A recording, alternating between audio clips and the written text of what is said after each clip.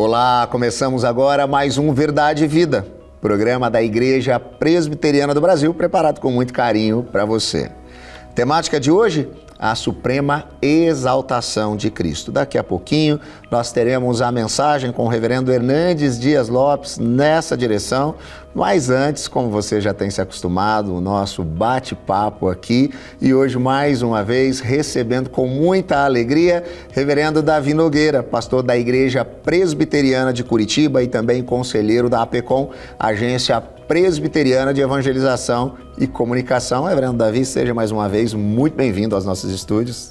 Imenso privilégio, Rodrigo. Que alegria estar aqui mais uma vez, que alegria poder compartilhar com você de casa do Evangelho do nosso Senhor Jesus. Amém. Reverendo Davi, o texto da nossa reflexão, da reflexão que o reverendo Hernandes vai trazer para a gente hoje no programa, fala de Jesus ter o seu nome acima de todo nome, mas antes disso fala que o próprio Jesus, então, a si mesmo se humilhou, né? E a gente vive num tempo onde as pessoas até buscam a Deus, muitas vezes, como uma solução, na verdade, para não ter mais problemas. Elas acreditam que se tiverem algum tipo de relacionamento com Deus, não vão ter mais problemas financeiros, não vão ficar mais doentes, mas a gente sabe que não é bem assim que as coisas funcionam.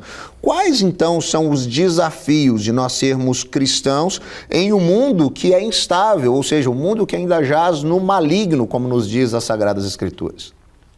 Rodrigo, eu costumo dizer que a vida é ao vivo. A vida não é como um programa de televisão que você grava e, se não vai bem, você grava de novo até ficar bom. A vida é ao vivo.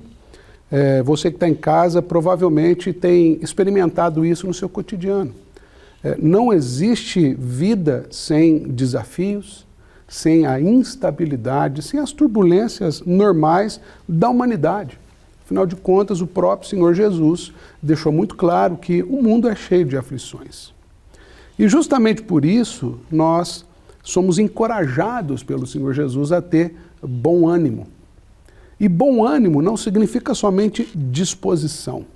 Bom ânimo significa entender que o Senhor Jesus é fiel às suas promessas. E quando Ele nos diz que está conosco todos os dias, até a consumação do século. Se você me permite uma parte, é interessante nós percebermos o que o salmista Davi escreve no Salmo 23, porque ele começa dizendo: o Senhor é o meu pastor, nada me faltará. Mas nada é tudo. Então essa afirmativa, ela não nos garante estabilidade, mas ela deixa claro que o Senhor Jesus, sim, Ele nos sustenta, Ele nos dá o pão de cada dia, Ele está conosco. Mas isso também significa dizer que nós vamos passar por medo, pela tribulação, porque nada é tudo. E na sequência, então Davi diz, ainda que. Então, viver com o Senhor é viver no ainda que. Ainda que eu ande pelo vale da sombra da morte, eu não temo, porque o Senhor está comigo. A companhia de Jesus é a coisa mais importante que alguém pode desfrutar nessa vida. É verdade, pastor Davi. E essa questão, então, de um mundo que é instável, que jaz no maligno, nos faz perceber um pouquinho a nossa própria condição, porque isso tem a ver muito com a gente também, né? A nossa natureza, ela é naturalmente, então, inclinada ao mal. O apóstolo Paulo, certa vez, vai dizer assim, o bem que eu quero fazer, eu não faço, o mal que eu não quero fazer, esse eu faço, e essa é a nossa realidade. A gente vive num mundo instável e nós temos, então, atitudes instáveis, Nós constantemente estamos aí fazendo as coisas do nosso jeito e não do jeito de Deus. E isso, então, apresenta de uma vez por todas, qual é a nossa condição. E nesse mesmo texto, que é o texto da nossa reflexão, ele vai falar da importância da morte sacrificial de Jesus. Então, se o nosso coração é então direcionado e inclinado ao mal, por que o sacrifício de Cristo é tão importante e fundamental para nós? Porque nós trazemos, enquanto cristãos, discípulos e discípulas de Jesus, constantemente essa mensagem de que Jesus morreu por nós. Rodrigo, eu tenho uma filha e um filho. E eu nunca fui chamado na escola por algo de bom que eles fizeram.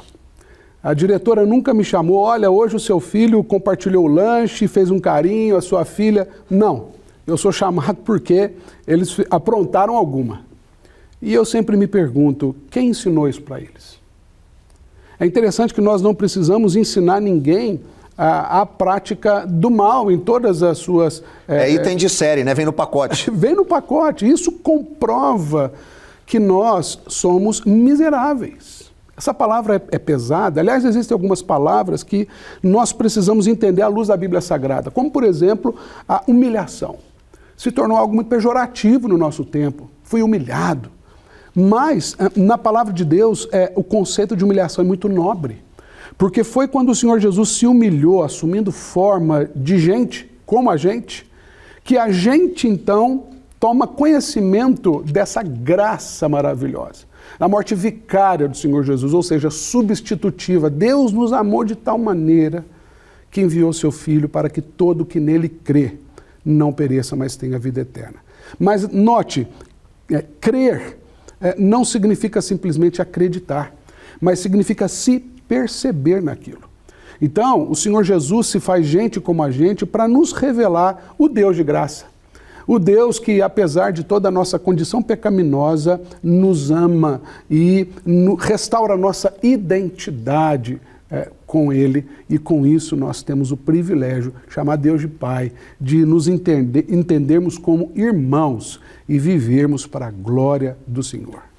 E apesar dessa nossa incapacidade, muitas vezes, de perceber isso naturalmente, por causa da nossa condição, pastor Davi, o próprio Deus, a partir da ação do Espírito Santo, né, é quem abre os nossos olhos, né? A Bíblia diz que Ele nos convence do pecado, da justiça e do juízo. Nós nos percebemos, então, pecadores, que carecemos, né, de um Redentor e que essa redenção só pode ser experimentada pelo sacrifício, pela morte e pela ressurreição de Cristo Jesus. Mas quando, então, os nossos olhos agora são abertos, o que isso muda na nossa maneira de enxergar e viver o mundo à nossa volta? Uma vez que nós nos identificamos com o Senhor Jesus, nós, então, nos tornamos instrumentos do Senhor. O próprio Senhor Jesus, quando chama os seus discípulos, ele, então, deixa muito claro o chamado para o serviço cristão. Na medida que nós nos identificamos com o Senhor, então, nós passamos a vivenciar um processo de santificação, porque o Espírito Santo começa a nos convencer, como você disse, do pecado, da justiça, do juízo de Deus, e ao mesmo tempo ele restaura a nossa identidade outrora perdida por conta da entrada do pecado, narrativa que está lá no livro de Gênesis, capítulo 3. Mas, voltando ao ponto, nós então passamos a entender que tudo que nós fazemos é para a glória do Senhor. E quando a gente vive nessa perspectiva, Rodrigo, o Evangelho ele encarna na nossa vida. João escreve que o Verbo se fez carne, a palavra tomou lugar na história. E a gente, de certa forma, recebe essa mesma missão de encarnar, de ser instrumento do Senhor no dia a dia, diante dessas mazelas do dia a dia. A vida é ao vivo. E somente alguém que se identifica com o Filho de Deus, que é gente como a gente, pode então ser instrumento desse Filho de Deus diante dessas adversidades. E agora, reverendo Davi, então, sabendo que a gente vive, né, nessa vida ao vivo, nesse mundo instável, por que saber que Jesus tem agora o nome, né, exaltado acima de todo nome pode nos trazer esperança? O autor da carta aos Hebreus, ele, no capítulo 11, ele usa um trocadilho interessante. Ele fala de fé como esperança. Mas quando ele relaciona a esperança, ele relaciona com certeza e convicção. Porque esperança não é esperar algo. Esperança é justamente a certeza de algo. E isso é importante a gente entender, porque viver a partir do Evangelho, tendo Cristo como nome acima de todo nome, significa que a nossa vida não tem mais um um ponto final. A nossa vida tem uma vírgula. No exato instante que os nossos olhos se fecham para essa existência, eles se abrem para a eternidade. E essa é a grande perspectiva da nossa vida. Uma vida que não olha para baixo, uma vida que olha para o alto. Uma vida que não vive procurando a própria sombra, mas que vive à sombra do Altíssimo, porque o Senhor Jesus se humilhou, assumindo a nossa forma, e o nome dele está acima de todo nome. E o nome de Jesus não é grafia, não é escrita. O nome de Jesus é verdade, é vida, é caminho. É assim que ele se refere a si mesmo. Eu sou o caminho e a verdade e a vida. Ninguém vem ao Pai senão por mim. Amém. Que coisa especial a gente poder ter essa confiança. Saber que o nome de Jesus é nome sobre todos os nomes e agora, como discípulos de Jesus, aquele que venceu a morte, o pecado, ele nos faz então também mais do que vencedores. E isso então enche o nosso coração de esperança, como bem foi dito pelo reverendo Davi. Quando os nossos olhos se fecharem para a história, se abrirão para a eternidade. Jesus estará diante de nós, ele enxugará dos nossos olhos toda a lágrima, é isso que nos alegra e é nessa direção que nós continuaremos o nosso programa.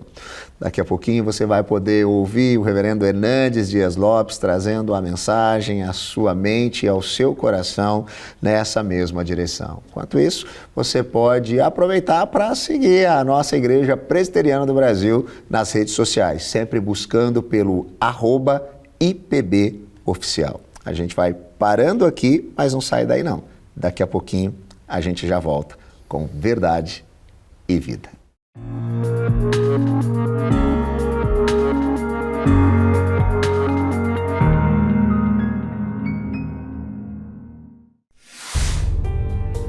Ansiedade é preocupação exagerada, pressa, angústia, medo.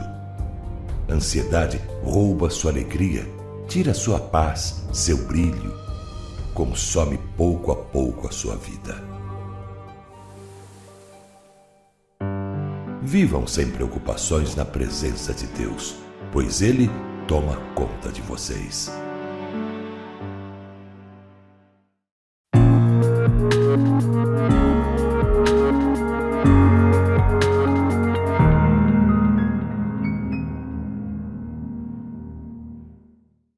É um grande privilégio poder partilhar com você a palavra de Deus e hoje para tratar de um assunto tão empolgante, tão sublime, a suprema exaltação de Cristo. E vou basear esta mensagem em Filipenses, capítulo 2, versos 5 a 11. Vamos ouvir a leitura deste texto. Tende em vós o mesmo sentimento que houve também em Cristo Jesus, pois ele, subsistindo em forma de Deus, não julgou como usurpação o ser igual a Deus, antes a si mesmo se esvaziou, assumindo a forma de servo, tornando-se em semelhança de homens e reconhecido em figura humana. A si mesmo se humilhou, tornando-se obediente até a morte e morte de cruz. Pelo que também Deus o exaltou sobremaneira e lhe deu o nome que está acima de todo o nome, para que ao nome de Jesus se dobre todo o joelho, nos céus, na terra e debaixo da terra, e toda língua confesse que Jesus Cristo é o Senhor, para a glória de Deus Pai.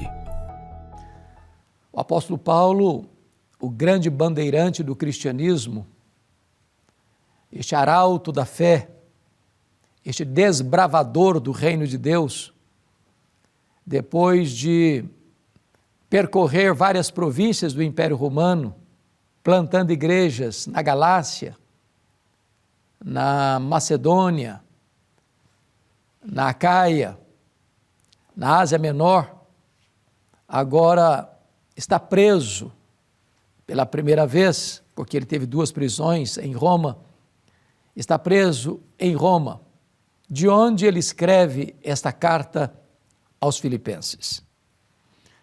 Esta carta, a epístola da alegria, Mesmo na prisão e sob algemas, Paulo está transbordando de uma alegria indizível e cheia de glória. E no texto em pauta, ele fala sobre a humilhação e a exaltação de Cristo, dando este exemplo magno para sanar e resolver alguns problemas de relacionamento naquela comunidade cristã. E eu gostaria então de tratar, em primeiro lugar, dos degraus da humilhação de Cristo, onde ele desce da glória às profundezas da humilhação da cruz. E o texto vai nos dizer algo muito importante. Está escrito assim no verso 6: pois ele, subsistindo em forma de Deus, não julgou como usurpação o ser igual a Deus.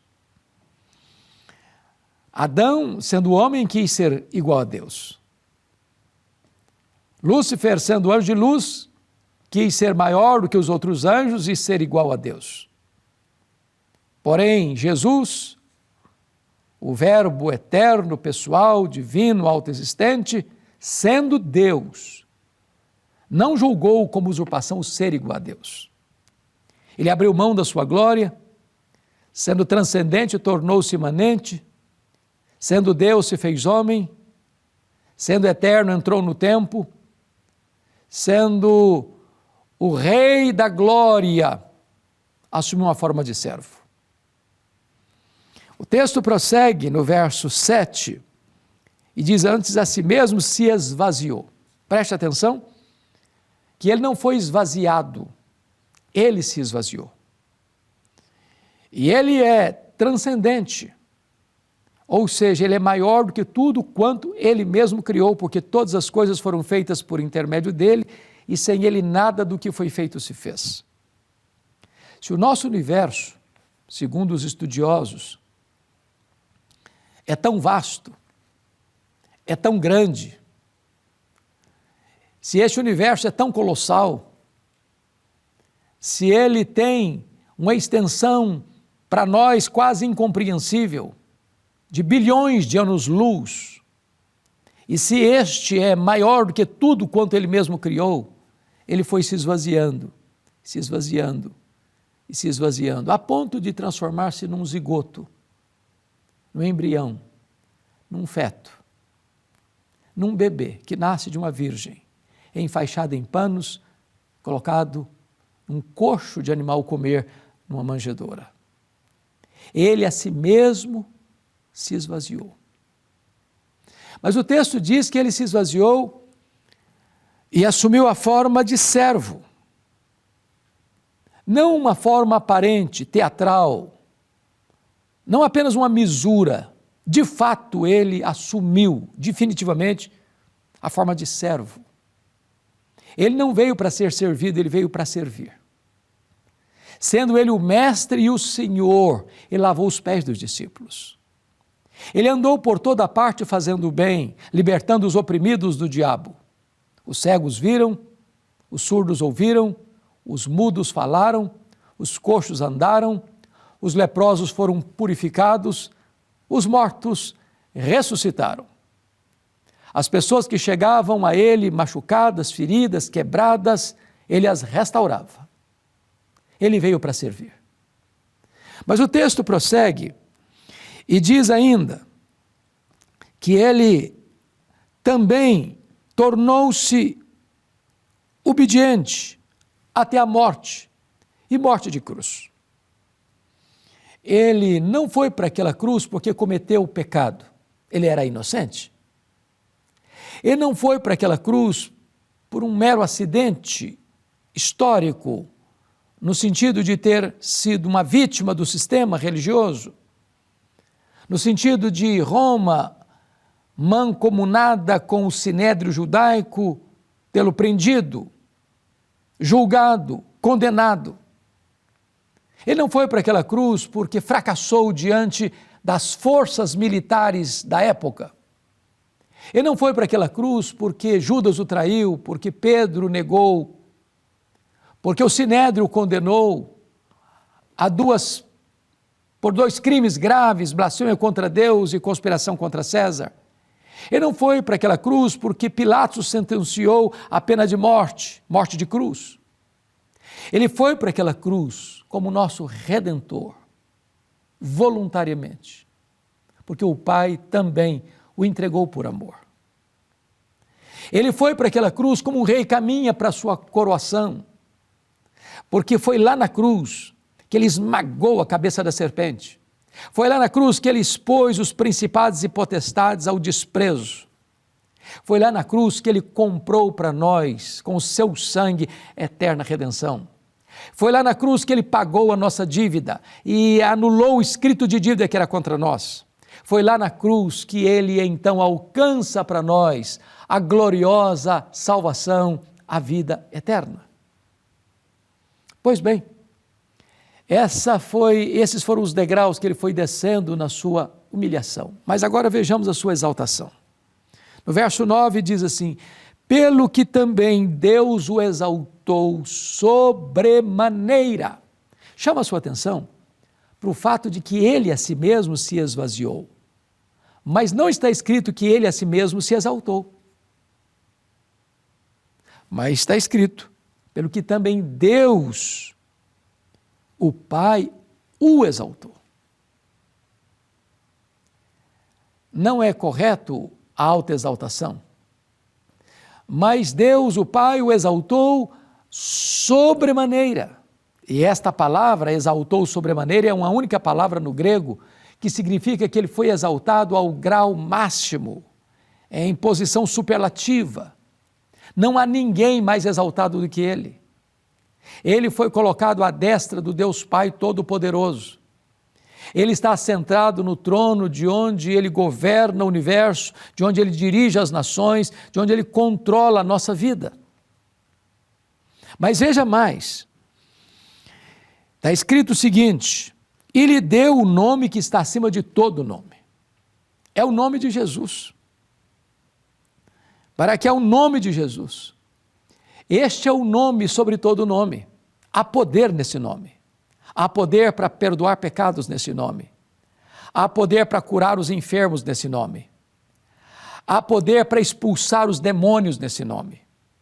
Há poder para vencer as trevas nesse nome. Há poder para desbaratar todas as tramas do adversário nesse nome. Diante desse nome, todos tremem no inferno, porque este é o nome sobre todo nome, o nome todo-poderoso de Jesus Cristo.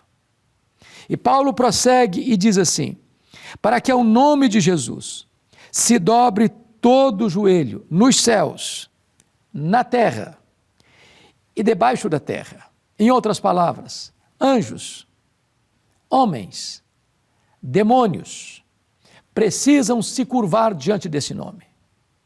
Aqueles que hoje não o fazem voluntariamente, terão que fazê-lo necessariamente no grande dia do juízo.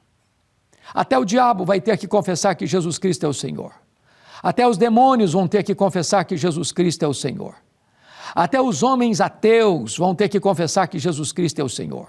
Até os satanistas vão ter que confessar que Jesus Cristo é o Senhor. Não haverá qualquer ser no céu, na terra e no inferno que seja dispensado desta declaração pública de que Jesus Cristo é Senhor, e vão ter que se prostrar, e vão ter que se ajoelhar diante dele, reis, príncipes vão ter que se ajoelhar, filósofos, sociólogos, antropólogos vão ter que se prostrar, religiosos vão ter que se prostrar, satanistas vão ter que se prostrar, vão ter que se ajoelhar diante dele. E diz o texto: e toda língua confessará que Jesus Cristo é o Senhor. Há muitos senhores hoje, há muitos deuses pagãos hoje, há muitos homens que acham que estão revestidos de poder e autoridade. Mas tudo isso vai cair por terra e há apenas um nome vai ser exaltado, diante de quem todo joelho vai se dobrar, diante de quem toda língua vai confessar que Jesus Cristo é o Senhor. Ele é o Senhor. Ele é o Rei dos Reis. Ele é o Senhor dos Senhores. Ele está sentado no trono. Ele tem as rédeas da história em suas mãos. Ele está conduzindo a história à sua consumação. Ele é o Todo-Poderoso Deus. Ele é a única esperança para você e para mim. Ele é o único nome que pode trazer salvação e vida eterna para nós. Ele é o único nome que pode trazer esperança para nós, porque Ele é a nossa paz, Ele é a nossa alegria, Ele é a nossa esperança, Ele é a nossa esperança, Ele é a nossa vida, Ele é a nossa justiça, Ele é a nossa recompensa, Ele é a nossa herança. Mas Paulo conclui dizendo: e toda língua confessa que Jesus Cristo é Senhor, para a glória de Deus Pai. Jesus foi enviado pelo Pai. Jesus viveu em sintonia com o Pai. Jesus era e é o prazer do Pai. Jesus veio para fazer a vontade do Pai. Jesus concluiu a obra que o Pai lhe confiou. Jesus voltou para o céu e foi entronizado pelo Pai à sua direita em majestade. O Pai o enviará a segunda vez para buscar a sua igreja e para julgar as nações. E então, ao fim, na consumação de todas as coisas, Jesus vai devolver toda a glória ao Pai. Que verdade bendita, que verdade preciosa. O mundo não está à deriva, a história não está sem rumo. Por mais estranho que possa parecer as circunstâncias à nossa volta, por mais dolorosa que seja a realidade mundial, saiba disso, o Senhor Deus não perdeu o controle da história. A história é teleológica, ela caminha para um telos, para um fim, para uma consumação. E a vitória é de Cristo e da sua igreja. Ao fim, o próprio Deus Pai receberá toda a honra, toda a glória e todo o louvor. E nós poderíamos encerrar com aquele texto sublime de Apocalipse. Eu vou fazer isso lendo para você. Apocalipse capítulo 5, versículo 13, está escrito: então ouvi que toda criatura que há no céu e sobre a terra, debaixo da terra e sobre o mar, e tudo que neles há, estava dizendo àquele que está sentado no trono e ao Cordeiro, seja o louvor e a honra e a glória e o domínio pelos séculos dos séculos. Amém. Eu quero orar com você e dar graças a Deus por Jesus Cristo, que foi sobre e excelentemente exaltado. E hoje você pode se prostrar diante dele e confessar que ele é o Senhor da sua vida. Eu te peço, Pai, que tu apliques esta palavra ao coração de todos aqueles que estão nos assistindo, para que se rendam a Cristo, recebendo-o como Salvador e Senhor, vivendo na presença dele para a glória dele. Assim oramos, em nome de Jesus. Amém.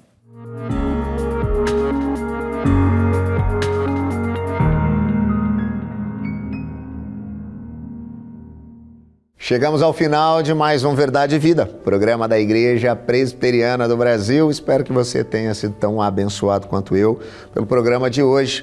E eu queria agradecer aos nossos parceiros em missão, aqueles que têm tornado possível nós estarmos aqui todas as semanas, compartilhando o Evangelho da graça de Cristo Jesus. O Evangelho que transforma, o Evangelho que é capaz de fazer novas todas as coisas. Se você quer também participar de alguma maneira, conhecer um pouquinho mais sobre a Igreja Presbiteriana do Brasil, um pouquinho mais sobre o nosso programa e como você também pode ajudar, entre em contato conosco, faça isso por meio do nosso WhatsApp, o código de área, está aparecendo tudo aqui, é o 11 947 18 94 50 e se mostrando ali interessado, a gente vai enviar um presente para você. Você vai receber na sua casa esse devocionário, Gotas de Esperança para a Alma, reflexões escritas para cada dia do seu ano, todas elas pelo reverendo Hernandes Dias Lopes. O programa Verdade e Vida vai ficando por aqui, mas semana que vem a gente está de volta, nesse mesmo horário e nesse mesmo canal.